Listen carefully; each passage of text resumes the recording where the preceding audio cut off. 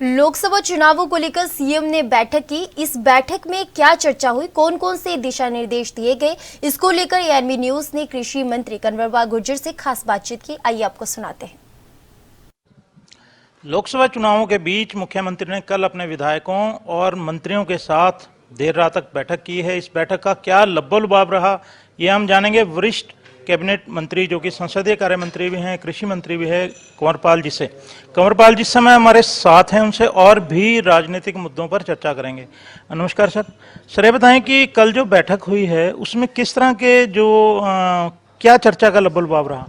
देखिए, वैसे तो एक रूटीन बैठक थी। आमतौर पे माननीय मुख्यमंत्री जी कुछ समय के बाद जो उनके मंत्री हैं उनके साथ और उसके बाद विधायकों के साथ बैठक करते रहते हैं। कोई ऐसा नहीं है कि पहली बार हुई, तो रूटीन बैठक थी। ये स्वाभाविक ही है कि क्योंकि चुनाव चल रहा है तो बात वहाँ चुनाव की होगी, तो निश्चित तौर से चुनाव में हमारी क्या भूमिका रहेगी, किस प्रकार से काम करना, तो स्वाभाविक है उसके बारे में बातचीत हुई है। और अभी हमने एक टारगेट रखा कि 5 मई से पहले हम हर विधानसभा में एक बड़ी जनसभा करने का हमने निर्णय लिया। तो काफ़ी बड़ी संख्या में हमने जो है वो विधानसभाओं में इस प्रकार की जनसभाएं कर ली हैं और कुछ जो रहे उनकी हमने फाइनल कर दी। तो उन दोनों जनसभाओं में हमारे वर्तमान मुख्यमंत्री और पूर्व मुख्यमंत्री श्रीमान मनोहर लाल जी उन बैठकों में रहेंगे। तो ये बताएं कि जिस तरह से भाजपा के कुछ प्रत्याशियों का विरोध हो रहा है, इस बात पर कोई चिंता व्यक्त की गई, इससे कोई पार पाने की रणनीति बनाई गई? नहीं, देखिए, जनता में एकदम स्वागत है भारतीय जनता पार्टी का, लेकिन कुछ लोग ऐसे हैं जो अपने आप को दर्शाने के लिए या इसके लिए वो इस प्रकार का व्यवहार करते हैं। मैं समझता हूं कि व्यवहार जो है ये लोकतंत्र के लिए अच्छा नहीं है, गलत है ये, और जनता भी इसको अच्छा नहीं मान रही। जहां वो कर रहे वहां भी लोग अच्छा नहीं मान रहे, वहां भी लोग नाराज हैं इससे। तो प्रजातंत्र में एक ही है कि हर आदमी को अपनी अभिव्यक्ति की स्वतंत्रता है।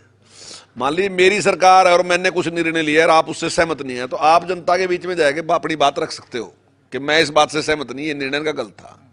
या आप कांग्रेस से सहमत नहीं हो तो कांग्रेस के बारे में रख सकते हो, या आप जेजेपी से सहमत नहीं, जेजेपी के बारे में रख सकते हो, या आप इंडियन नेशनल लोकदल से सहमत नहीं, इंडियन नेशनल लोकदल के किसी से भी अगर आप सहमत नहीं है तो आप अपने तरीके से अपनी बात को रख सकते हो और जिसके पक्ष में उसके पक्ष में भी आप बात रख सकते हो। तो ये सबको स्वतंत्रता है। वोट तो लोगों ने देना, ऐसा नहीं है कि मैं जनसभा करने गया तो जनसभा में मैं वोट ले आऊंगा वहां से पकड़ के, मैं अपनी बात कह के आऊंगा। लोगों को मेरी बात अच्छी लगेगी तो जिस दिन वोट पोल होगा उस दिन मेरे पक्ष में कर देंगे, नहीं लगेगी तो मेरे पक्ष में नहीं करने के। मालिक जनता है, मतलब आप इतने बड़े आदमी ना बनो कि आप जनता को भी आप डिक्टेट करोगे कि आप बताओगे जनता को भी क्या करना क्या नहीं करना। आप डिक्टेट नहीं कर सकते, आप अपनी बात कह सकते हैं। चाहे कोई कितना ही बड़ा लीडर है, वो जनता को डिक्टेट नहीं कर सकता, वो जनता के सामने अपनी बात रख सकता है। तो इन्हें भी अपनी बात रखनी चाहिए, अगर इन्हें लगता है कुछ ऐसी बात। तो ये किस तरह के संकेत आप मानते हैं, क्या कोई रणनीति के तहत ऐसा हो रहा है?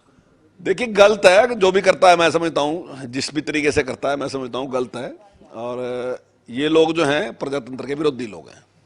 ये बताएं, क्योंकि भाजपा ही अभी तक ऐसी पार्टी है हरियाणा में जिसने अपने 10 के 10 कैंडिडेट जो हैं अनाउंस कर दिए हैं। चुनाव प्रचार किस तरह से चल रहा है आपका? देखिए, हमारा चुनाव प्रचार बहुत बढ़िया तरीके से चल रहा।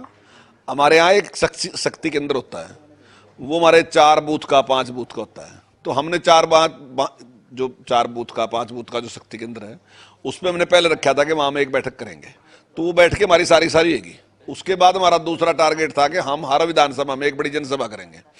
तो काफी विधानसभा ऐसी हैं जहां हमारी जनसभा हो चुकी है और हमने 5 मई तक हमने टारगेट रखा कि हम हर विधानसभा में एक बड़ी जनसभा करेंगे।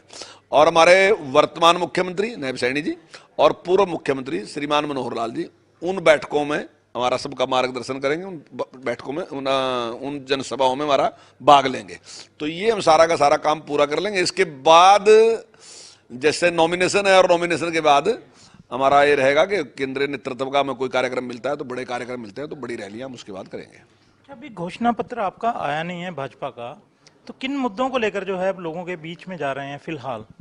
देखिए, मुद्दा सबसे बड़ा एक ही है और वो है विकास। जो विकास इन पिछले 10 साल में हुआ केंद्र की ओर से, 9.5 साल में स्टेट गवर्नमेंट की तरफ से, तो मैं समझता हूं आम जनता उससे बेहद खुश है। और जिस निष्पक्षता के साथ सरकार ने काम किया और सबके लिए जिम्मेदारी के साथ 140 करोड़ लोगों के लिए जिस प्रकार से मोदी जी ने कहा कि मैं सबके लिए काम करूंगा, तो मैं समझता हूं जनता उससे बेहद खुश है।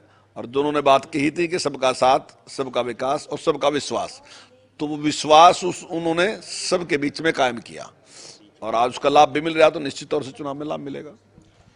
ये बताएं कि बीजेपी में बाहरी उम्मीदवारों की बड़ी चर्चा इन दिनों में है, जो कुरुक्षेत्र की बात हो चाहे हिसार की बात हो, इस पे कोई रात को मंथन हुआ कल की बैठक में, और क्या ये वाकई मुद्दा बन रहा है आपकी नज़र में? देखिए, जब भी कोई पार्टी अच्छे माहौल में होगी, पॉजिटिव माहौल होगा, जनता उसके साथ होगी, तो स्वाभाविक ही है बाहर से और लोग भी उस पार्टी को ज्वाइन करने के लिए भी आएंगे।